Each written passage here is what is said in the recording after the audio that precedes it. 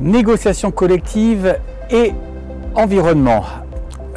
C'est un petit livre accessible qui est le fruit d'un travail collectif réalisé par plusieurs universités européennes et qui a débouché sur un travail concernant la France pour identifier s'il y avait des clauses vertes dans les conventions et accords collectifs. Alors, cet ouvrage a pour sous-titre « Agreements », qui pourrait se traduire par l'accord vert. Et il ressort de l'analyse de près de 300 textes, 300 accords collectifs, qu'il y a en effet beaucoup d'innovations sociales dans la négociation collective et qui attestent d'une certaine convergence entre le droit du travail et le droit de l'environnement, les questions environnementales, si bien qu'on peut en déduire que la question environnementale intègre via la négociation collective la question sociale.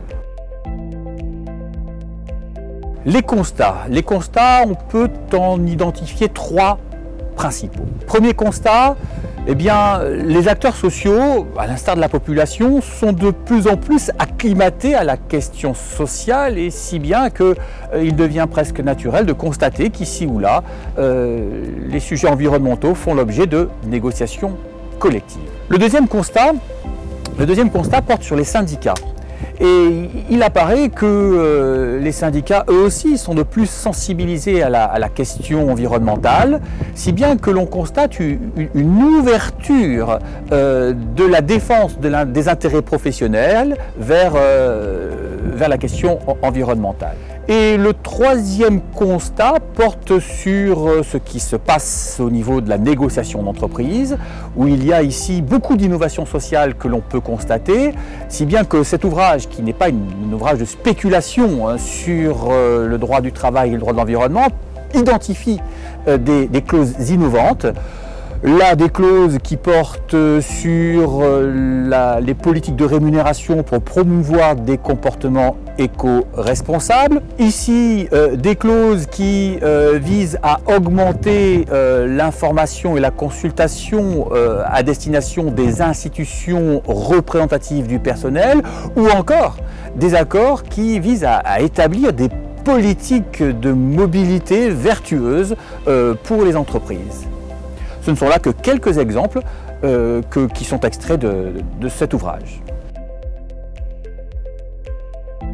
Les propositions. Ici encore, trois propositions principales peuvent être faites. La première proposition, observer. Observer ce qui existe déjà dans le tissu conventionnel, observer, et cette observation inspirera peut-être les acteurs du dialogue social. Deuxième proposition, elle s'adresse aux branches et à l'interprofession afin sans doute de davantage accompagner la transformation du tissu industriel, c'est un des grands enjeux du moment, en tenant compte de la transition des métiers avec les besoins de formation afférents à cette transition des métiers, tout en tenant compte de l'impératif de justice sociale et donc de transition juste, mais aussi en tenant compte du bon fonctionnement des entreprises. Et enfin, la troisième et dernière proposition concerne la négociation d'entreprises, y compris des groupes de sociétés, où on peut suggérer d'ouvrir la négociation sur la qualité de vie au travail, aux questions environnementales, afin que celle-ci puisse devenir une QVTE, une négociation sur la qualité de vie au travail dans son environnement. L'avenir. Eh bien, pour reprendre les termes de la déclaration du centenaire de l'OIT, l'avenir du travail, il apparaît que l'économique, le social et l'environnemental sont liés.